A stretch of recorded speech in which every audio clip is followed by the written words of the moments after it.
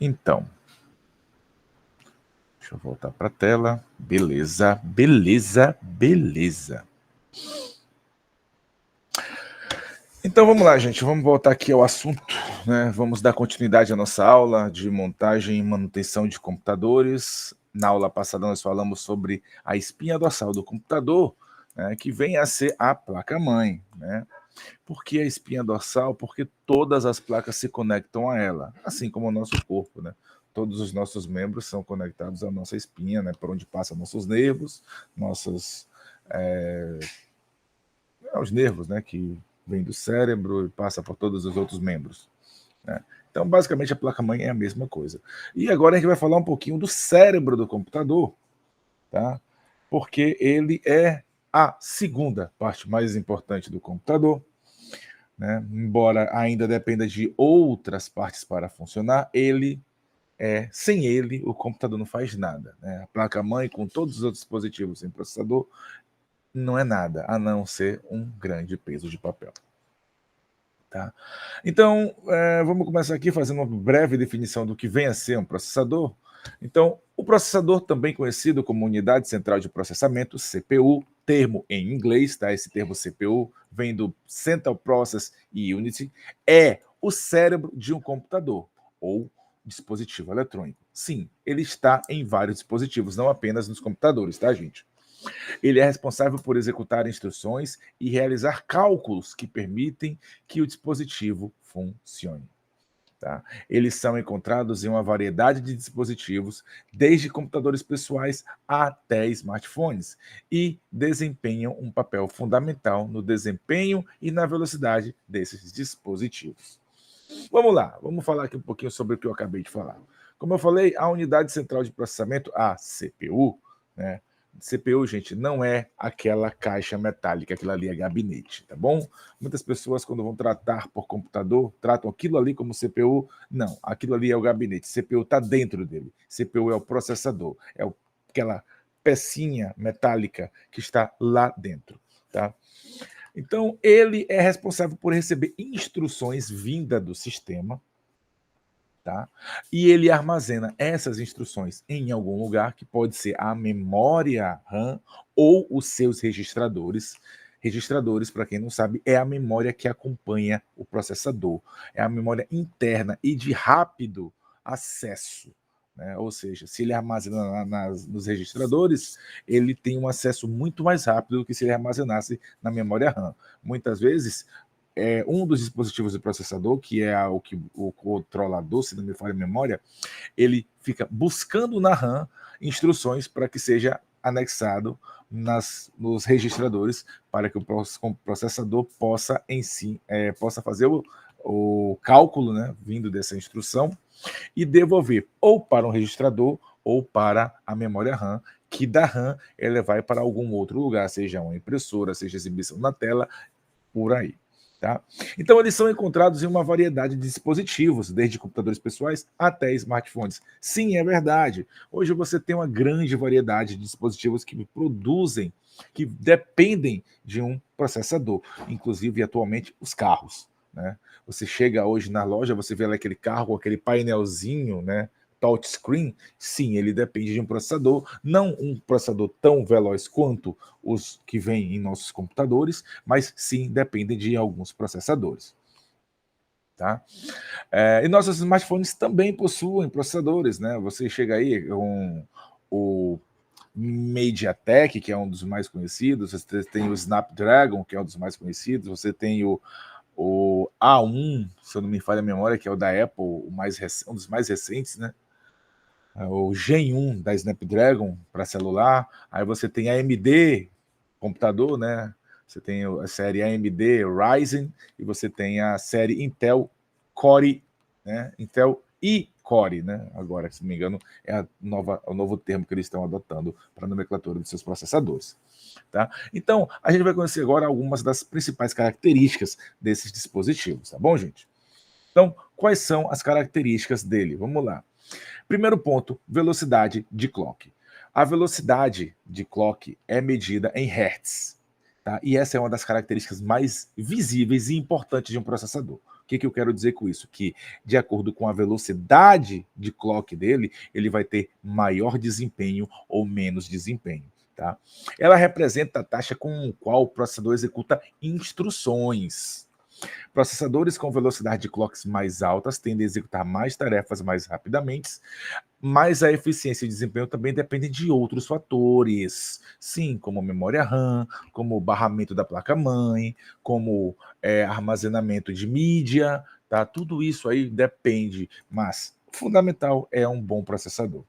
Tá? Então, o que eu quero dizer com isso? A medida é feita em Hertz. Tá? Nos primórdios dos computadores, eu tinha computador com, pasmem, 100 MHz. Tá? Era o meu 8486, se não me falha a memória, ele não era nem 100 MHz, que 100 MHz foi o Pentium 100. Né? Ele era 85 megahertz, era isso mesmo, era por aí. Eu não lembro direito não, mas era mais ou menos isso. Um trambolho gigante, branco, monitor e computador integrado, pesava uns 200 quilos aquilo. Né? Mas foi o meu primeiro computador, me orgulho muito de ter tido aquele, era um Compaq Presário, sei lá como é que era o nome que se dava para ele. Depois eu mostro a foto, se eu achar aqui pela internet mais tarde. Tá? Então ele tinha essa frequência.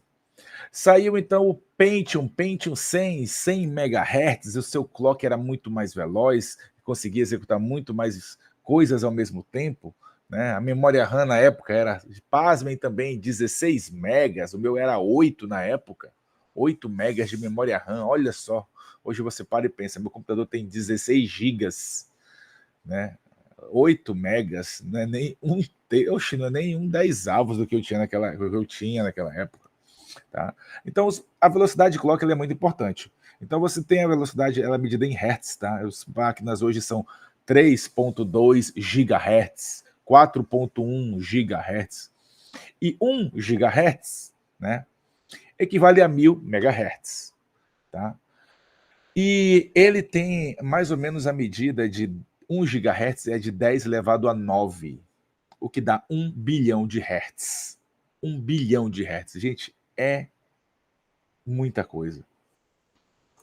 Tá? Enquanto 1 MHz é 1 milhão de megahertz, né? O 10 elevado a 6. Tá? Então, você vê aí que eu consigo, com um processador de 3.2 GHz, executar 1 bilhão e 200 milhões, 1 milhão e 200 milhões de instruções por segundo. Por segundo, tá? Então, você tem um computador aí com tecnologias mais recentes que tem 4 núcleos, 5 núcleos, cada núcleo funciona a essa velocidade. Tá? Então, ela é um dos fatores mais importantes para ter um bom desempenho no seu computador. Próximo slide, núcleos. Núcleos, como eu acabei de falar, você tem processador com mais de um núcleo atualmente. Tá? Na minha época, eles eram monocores, tá? Eles eram de apenas um único núcleo. Tá? Então, eles frequentemente têm muitos núcleos, que são unidades independentes de processamento dentro do mesmo chip. Processadores de núcleo único executam uma tarefa por vez, enquanto processadores com vários podem executar várias tarefas simultaneamente, melhorando o desempenho multitarefa. O que eu quero dizer com isso, meninos e meninas? Né? Que o processador ele pode vir com mais de um núcleo. É muito comum hoje, quando você comprar um i3 ou um Ryzen 3, eles são 4 núcleos. 4 núcleos físicos. Depois eu vou falar o que são threads. Tá? Mas eles são 4 núcleos físicos. Significa que ele tem 4 núcleos funcionando a uma frequência X.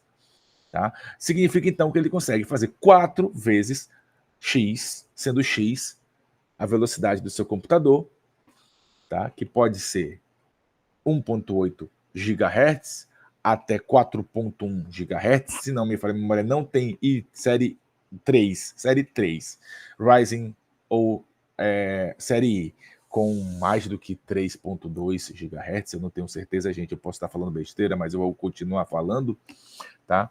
Eles não passam disso. Ah, professor, mas se eu fizer um overclock? Aí você vai bater 8 GHz e vai queimar seu processador, né? Mas aí é risco de cada um. Então, a quantidade de núcleos também é fator de produtividade em um computador. Por quê? Porque se um núcleo executa 1 bilhão e 800 milhões de instruções, 4 núcleos vai funcionar a 5 bilhões e um bocado aí de coisa aí ao mesmo tempo, né? Instruções por segundo, né? Então, gente, é muita instrução sendo executada.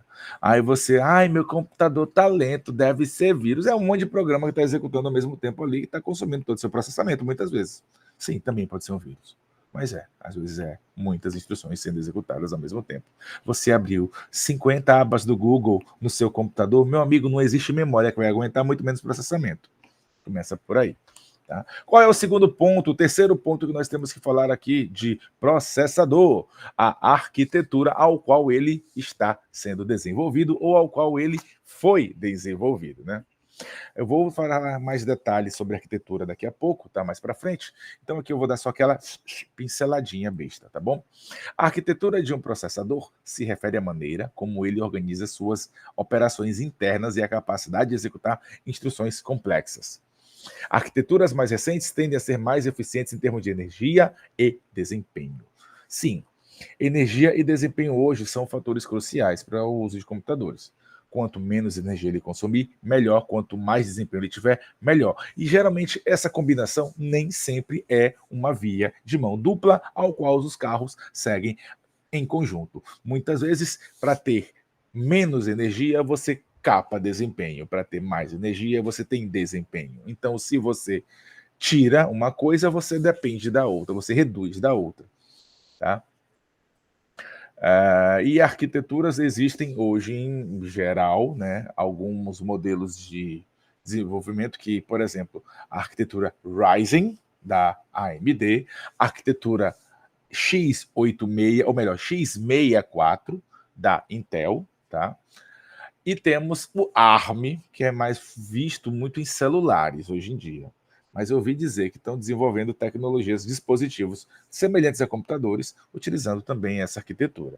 Isso é coisa lá para a China, né? O chinês gosta de inventar moda, inventar coisa, e a gente gosta de comprar deles, né? Então, fazer o quê? Vamos lá. Próximo, cache ou cache, né? Eu gosto do termo cache, né? Prefiro usar essa palavra, mas muita gente diga quantos cache tem esse meu processador. Então, o que vem a ser o cache? O cache é uma memória de alta velocidade incorporada no processador, usada para armazenar temporariamente dados e instruções frequentemente usados. Isso reduz a necessidade de buscar os dados na memória principal ou que melhora não é ou, é o que melhora significativamente o desempenho. Sim, o processador possui memória cache também. Algumas memórias cache você vai ter quando compra um processador, memória cache L1, L2 e L3, tá? Se não me falha a memória, elas possuem capacidades diferentes e velocidades diferentes, mas todas elas estão embutidas no computador para poder ter melhor desempenho. Quanto maior é a capacidade do processador, maior também, geralmente, é a cache que está inclusa com ele. Tá? E ele não é, se não me falha a memória, deixa eu pesquisar só rapidamente aqui para ver se eu não vou falar besteira. Memória, cache versus registrador. Se é a mesma coisa, registrador, que agora até eu, o registrador são um tipo de memória extremamente rápida localizada no computador. Aqui é a memória cache do processador. Vamos só, para eu não falar besteira aqui. Apesar de ser mais lenta que os registradores, a memória cache podem armazenar exatamente o que eu estava imaginando. Ela não é a memória do registrador. O registrador é dentro do processador e a cache faz parte do processador. Tá? Depois eu procuro com mais detalhe a arquitetura para mostrar para vocês. Bom, para não ficar sendo um professor. Deixa eu ver aqui que eu estou me acompanhando através da minha própria apresentação e eu não estou vendo ela ser exibida. Oh, meu pai, é sério isso? Ela não está sendo exibida. Mentira, mentira. Que eu tô há meia hora falando e eu não exibi a janela. Mentira. Mentira que eu fiz isso, gente. Não vou gravar de novo, não. Vou só voltar aqui rapidinho, vocês pausem quando forem ver, tá? Aqui o slide de abertura. Tá? Eu tô falando aqui, pensando que estava gravando com as telas direitinho. Olha aqui, professor sem ação. E eu com a tela embaixo aqui, vendo aqui no meu celular e não vi que a tela não estava sendo exibida. Diga aí. Então vamos lá, montagem e manutenção. Aqui eu faço o resumo do que eu falei sobre o que é o processador. A gente parte para as características que falou do clock, que é a medida de valor de velocidade do processador. Falei sobre os núcleos, que os processadores têm mais de um núcleo hoje em dia funcionando. Falei da arquitetura e cheguei aqui no cache, na memória cache. Tá? Então, o que é a memória cache? Como eu falei, é uma memória de alta velocidade incorporada ao processador, usada para armazenar temporariamente dados e instruções frequentemente usados por ele. Ou seja, ele armazena o que é de extremo necessidade. Instâncias, processamento, instruções ou coisas que ele precisa estar frequentemente usando. Né? Se não me falha a memória, hoje existem aplicativos no próprio sistema operacional que ele avalia o desempenho do usuário e ele sabe, tem uma noção, de acordo com uma média de uso, do que o usuário mais utiliza. Então, provavelmente, é uma ideia, tá? Estou só falando o que pode ser verdade, mas que na minha cabeça é uma concepção ainda, tá? Ele pode armazenar o que é de mais importante que o usuário use, e já deixar na cache lá para quando for necessário usar. Né? Mas isso também pode estar sendo armazenado apenas na memória RAM, uma vez que a cache também tem acesso a ela. Tá? Qual é o próximo ponto? Instrução por ciclo. O IPC, né, representa o número médio de instruções que um processador pode executar em um único ciclo de clock. Processadores com IPC mais altos tendem a ser mais eficientes na execução das tarefas complexas. Gente, isso aqui é o seguinte: hoje em dia, um único clock, tá? Não apenas necessariamente, não quer dizer necessariamente que o computador só executa uma instrução nele, tá? Ele pode ter várias instruções sendo executadas em conjunto com ele, tá? Ou seja, elas estão sendo executadas, mas ao mesmo tempo elas têm prioridade de execução, tá? Uma vez que isso é determinado pelo processador e algumas vezes pelos aplicativos, tá? Vamos dizer assim, um exemplo: você está executando seu computador aqui, gravando um vídeo, e de repente seu computador, você percebe que ele fica um pouco mais lento. Por quê? Porque o antivírus começou a funcionar, ele tem prioridade superior a algumas máquinas, ele vai te retirar da execução de algumas instruções e vai assumir o controle daqueles núcleos que estão sendo executados.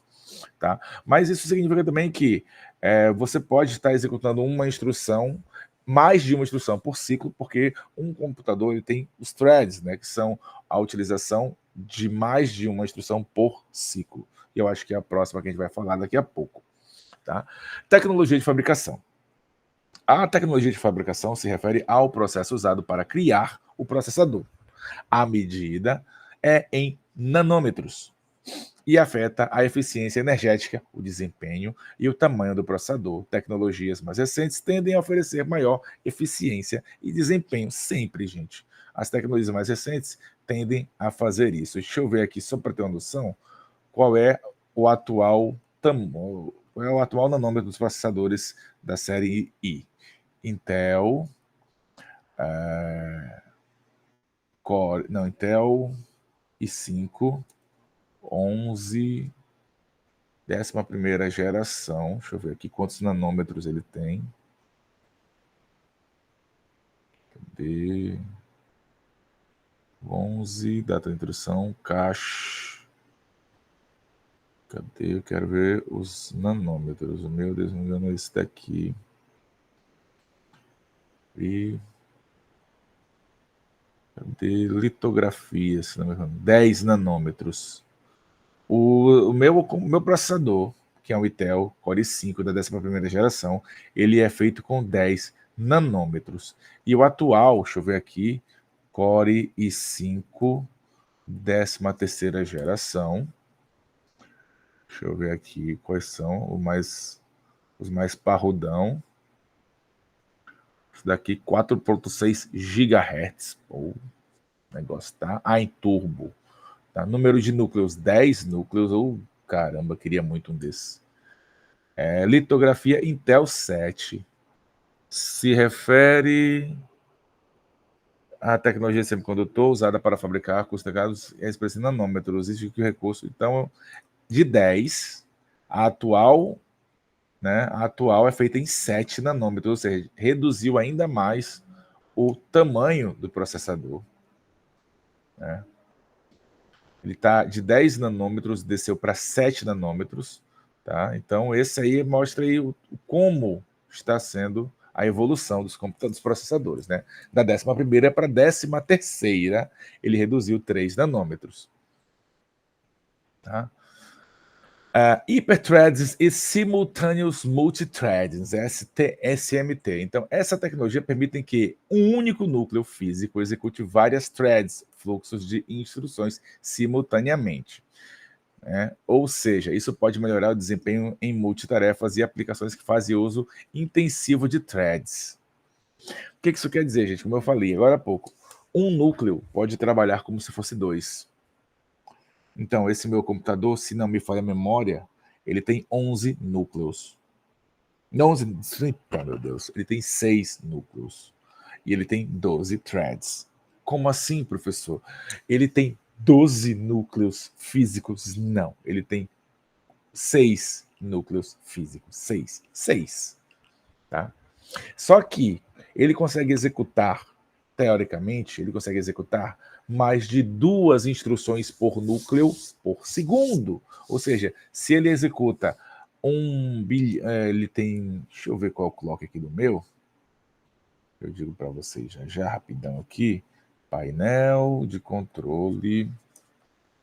Quero ver sistema.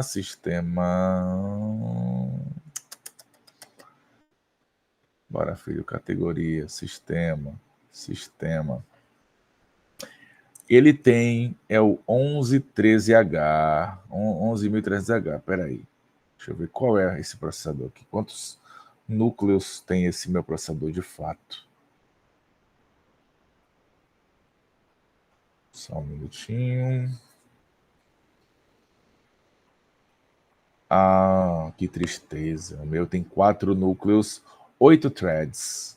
Tá? Um threads é o termo de software para a frequência básica ordenada de instruções que pode ser passada ou processada por um único núcleo. Tá? Ele tem 4.4 de frequência Turbo Max, tá? E a frequência base dele é de 2.6 GHz. Tá? Significa o que, então? Que ele tem uma frequência de 2.6 em 4 núcleos, podendo chegar a 4.4 GHz, né, utilizando o Turbo Max, que é uma frequência, quando ele exige processamento, ele aumenta. Tá? Isso acaba aquecendo o computador, acaba diminuindo a vida útil dele e aumenta o consumo de energia também. Tá? Então ele é 4.8, de 8 megas de cache, que ele diz aqui como cache. O cache de CPU é uma área da memória rápida localizada no processador. Cache inteligente Intel refere-se à arquitetura que permite a todos os núcleos compartilhem dinamicamente o acesso ao cache de último nível. Beleza, vamos dar continuidade então. Então é isso, gente. Multithreads é a possibilidade de execução de mais de uma instrução por núcleo ao mesmo tempo. Tá? Então ele meio que parece ter o dobro de núcleos que ele teria fisicamente. Tá? E o consumo de energia, que se me falha a memória, é o TDP, né? É o processador mais eficiente, consome menos energia, o que é crucial para dispositivos móveis e laptops, pois prolonga a vida útil da bateria. Sim, fato. Quanto mais processamento, mais consumo ele vai ter, menos a bateria vai durar. Geralmente, os processadores de notebooks, eles trabalham na frequência mínima né? E você pode botar ele para funcionar na frequência padrão dele, a frequência alta, 100%, né, que é 3.3, se não me engano, ali que dava. Tô me referindo ao meu, tá? O meu tem 2.8, é 2.8, né? Sei lá, é 2 ponto alguma coisa, 3 ponto alguma coisa no máximo, 4.4 no turbo. Eu não ativo geralmente o turbo, dificilmente meu notebook acessa isso, que eu não faço tanta coisa com ele. Mas assim, o consumo dele geralmente aumenta conforme o processamento aumenta, tá? Ele até fala ali no site que eu estava da Intel agorinha. Cadê? Aqui. Não, não é esse. Cadê aqui? Achei? Não, não achei. Deixa eu procurar de novo. 11.300 TDH. Intel, tá aqui. Ele consome em baixa frequência 28 watts, né? 28 watts. Quando ele aumenta para 3.10, ele consome 35 watts, tá? Eu imagino que ele deva consumir um pouco mais quando ele está no Turbo Max, né, que é o 4.4, tá? Frequência Turbo Max é a frequência máxima de núcleo único, a qual o processador pode funcionar usando tecnologia Intel Turbo Boost. E se presente em Intel Thermal Velocity Boost, a frequência é medida em gigahertz ou bilhões de ciclos por segundo. É, isso mesmo.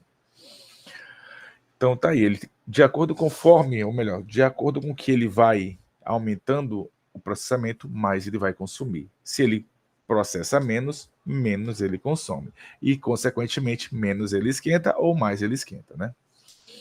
Vamos voltar para a nossa aula. O overclocking, isso aqui é legal, cara, isso aqui é legal. Digamos assim, alguns computadores, eles têm uma possibilidade de você aumentar o clock ao qual ele trabalha. Como assim, professor? O que você está querendo dizer? O seu computador já não faz isso? Sim, ele faz quando é necessário. Ele dá um overclocking, mas esse é o overclocking padrão dele. Ele não vai ter perda de desempenho, ele não vai ter risco de vida útil nesse processo do 2.8 ao 3.10 ou ao 4.4. Obviamente, o 4.4 ele vai ferver. Então, recomenda-se não usar por muito tempo esse processamento. Tá? Recomenda-se no máximo 3.10. Então, o que acontece? Eu tenho um notebook e quero que ele tenha um processamento maior, melhor. Consequentemente, eu devo ter um preparo para ele não esquentar tanto. Né? Aí eu vou nas configurações da placa-mãe e faço essa alteração para que ele trabalhe em 5.1 GHz. Então, ele vai, de fato, trabalhar. A ventoinha dele vai viver em 100%, né? Ele vai esquentar, obviamente, mesmo com o cooler girando ao máximo, ele vai esquentar. E isso traz bons...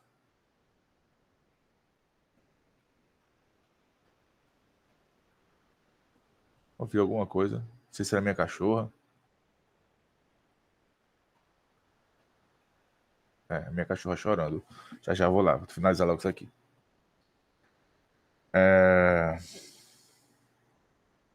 Tô sem saber agora o que falar. O overclocking. Gente, eu vou aqui, volto já. Vou dar um pause aqui rápido, tá?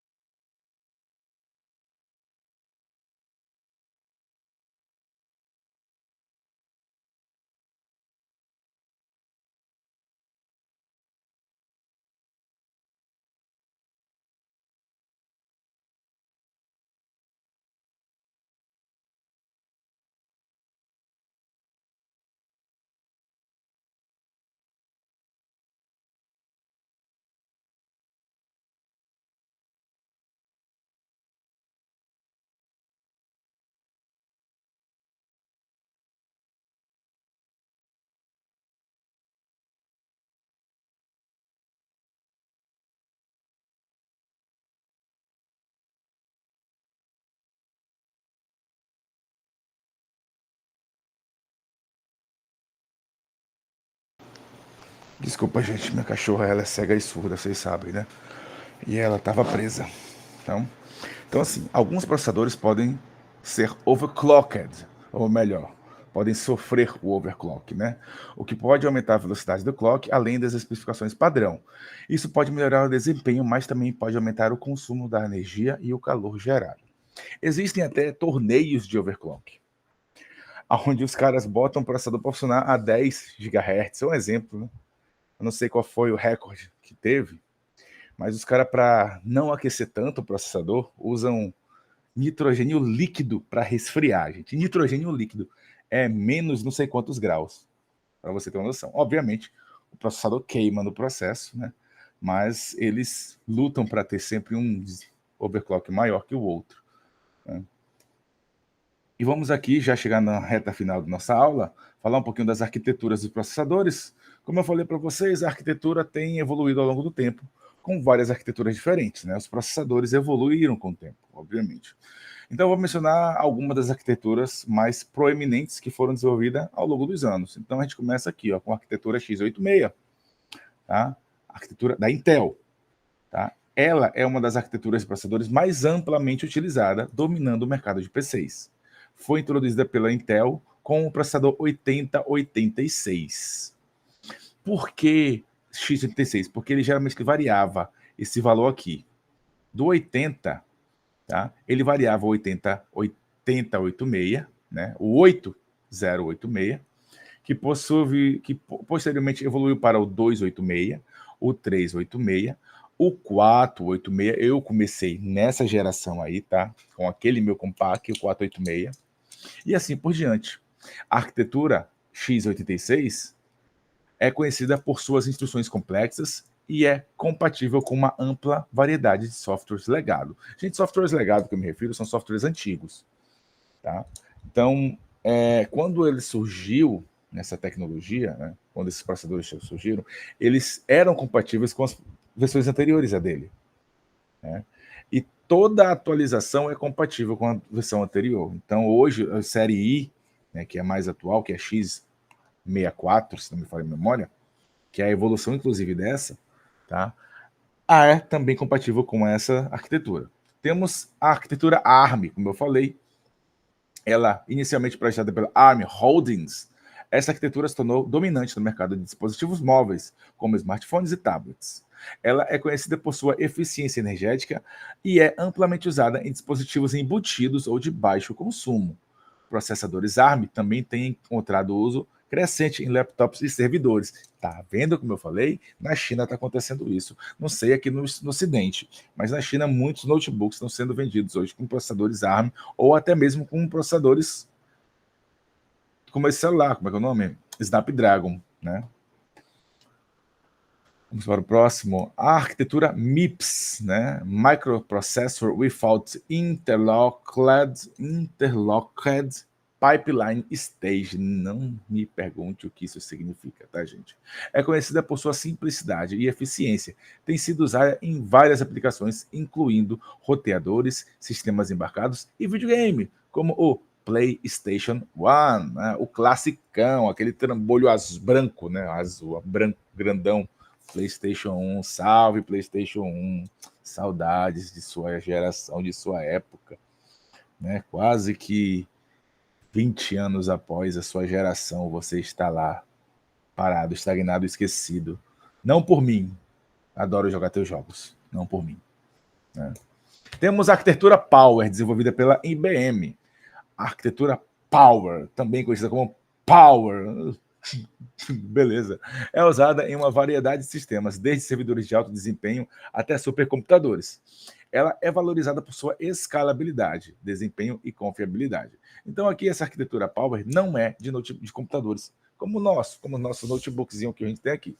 Eles são de supercomputadores, de mainframes, né? E elas exigem grande desempenho. Elas são necessárias ser muito confiáveis e ter uma escalabilidade muito alta. Isso significa o quê? Que ela pode aumentar desempenho, diminuir desempenho, ela consegue, como é que eu posso dizer, evoluir, né, no seu processamento, né? Então, a arquitetura RISC-V, né, ou RISC-V, Mais recentemente, a arquitetura RISC-V tem ganhado destaque como uma arquitetura de código aberto e licença livre. Isso significa o quê, gente? Que qualquer um que desenvolva o processador pode utilizar essa arquitetura desde que mantenha ela como ela é. Ou seja, se houver alguma alteração, você pode dizer que você tem que botar que ela é uma arquitetura RISC-V, mas que você tem o seu modelo próprio, tá? Assim como acontece com o Linux, sistema operacional open source, tá? Código aberto, aonde você pode criar várias versões, mas ela tem que ter ela existe uma licença código aberto que permite você fazer qualquer alteração que seja, desde que você a mantenha gratuita. Tá? Ela é projetada como uma abordagem de conjunto de instruções reduzido, RISC, e oferece flexibilidade para customização, o que a torna mais atraente para várias aplicações. Eu não conheço processadores que utilizem essa tecnologia, pelo menos não que eu me recorde nesse momento. E aqui, por último, a arquitetura de processadores Intel e a arquitetura AMD. Tá? Então, aqui, como eu ia falando, a Intel estava usando a arquitetura x86-64, também conhecida como x64 ou x64 ou AMD64. Professor, a Intel usa o nome da concorrente? Pois é, eu não entendo ainda qual o significado do AMD, eu não me recordo agora, tá? Mas não é o nome da empresa, significa outra coisa. Tá? Essa arquitetura é uma extensão da arquitetura x86, que permitiu a utilização de processadores de 64 bits. Gente, lembrando que o x86 era os computadores de 32 bits, tá? Eles tinham muitas limitações de acordo com a sua geração, até o gargalo final, aonde a potência máxima de memória RAM que ele atingia era 3.8 GB. Ele não aguentava mais que isso. Você podia ter um computador com 8 GB de RAM. Se você botar um sistema operacional 32 bits nele, ele vai funcionar apenas com 3.8. Não vai conseguir reusar o restante. Ai, professor, por quê? Porque a tecnologia, gente, era a limitação da época. Era isso. Aí o 64 bits veio para aumentar essa capacidade, tá? Tá aqui, até fala, aumentando a capacidade do endereçamento de memória e melhorando o desempenho em aplicações que exigem muitos cálculos e acesso a grandes quantidades de memória. Tem até uma brincadeira que se fala antigamente, né, quando falava assim, como é que eu posso saber a diferença entre um processador 64 bits e um processador 32 bits? É simples. Imagine você, né, com uma garagem para um ônibus. Tá? Uma garagem para um ônibus. O x86 é um Fusca. Traduzindo, ele cabe na garagem do ônibus, obviamente. Só que o 64 é um ônibus. Tá? E o x86, ele tem a garagem para um Fusca. Você consegue botar um ônibus dentro da garagem de um Fusca? Não consegue. Pois é. Então, é a mesma ideia aqui. Os endereçamentos de memória antes eram limitados, pequenos. E o 64 bits ampliou consideravelmente, ou seja, você tinha uma capacidade máxima de, se não me engano, era 3.2 megas, né? 3.2 megas.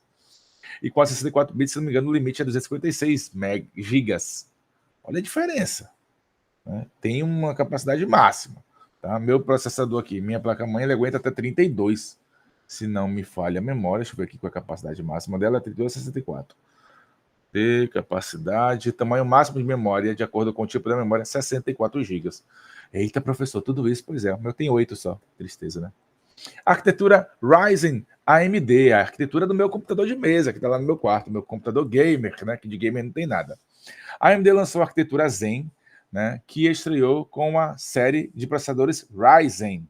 Né? Essa arquitetura foi projetada para oferecer um aumento significativo no desempenho e eficiência em comparação com as gerações anteriores da AMD. As gerações anteriores da AMD eram Athlon, Sempron, tinha uma outra que eu não lembro o nome agora. Athlon e Sempron. Tinha uma outra que eu não lembro agora qual era. Mas ela ainda aparece, esses nomes ainda aparecem. Mas elas aparecem porque são o equivalente ao Celeron da Intel. Tá? Ou seja, se aparecer um computador Celeron, corra dele como o diabo corre de uma cruz.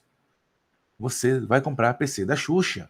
A mesma coisa, se você chegar para comprar um computador e te oferecerem um Sempron, um Athlon, corra mais ainda, porque querem te vender gato por lebre, tá? Se você vai comprar um computador hoje, eu recomendo i5 para cima. Ah, professor, mas é caro, mas é desempenho. É R5 para cima, Ryzen 5 para cima. Ai, mas eu só posso comprar, só tenho dinheiro para comprar o i, o Ryzen 3 ou o i3. Compre. Mas faça o possível para você aumentar as outras coisas que podem melhorar o desempenho da sua máquina, como memória RAM, SSD como HD, ou NVMe como HD. Tá? Essas coisas aumentam o desempenho. Tá? Então, se existem essas vantagens, quer comprar um computador hoje, veja o quanto você pode pagar. Obviamente, isso é um fator fundamental para quem quer comprar um computador hoje. Você tem como comprar um R5, um i5 ou um Ryzen 5? Mano, não pensa duas vezes, compra esses. Tá? Mas, se você não tem como, compra um mais fraquinho, mas aumenta as outras capacidades dele. Memória RAM, processamento da memória RAM e armazenamento de dados físicos, né, que é o HD. Tá? Então, veja isso rapidamente. Então, aqui, nossa atividade, gente, para vocês, final de aula. Atividade 1, como sempre, aquele resuminho básico da minha aula, né? Atividade 2, pesquisar sobre o computador ou celular que você possui, descrever qual processador ele possui, qual clock, qual cache, qual arquitetura e quantos nanômetros possui o seu processador. Fica aqui a aula do professor Toru, um beijo. Um abraço e boa noite a todos. Durmam bem e essa atividade deve ser entregue na próxima semana, segunda-feira, tá bom? Beijo a todos e fui. Deixa eu cancelar aqui a gravação.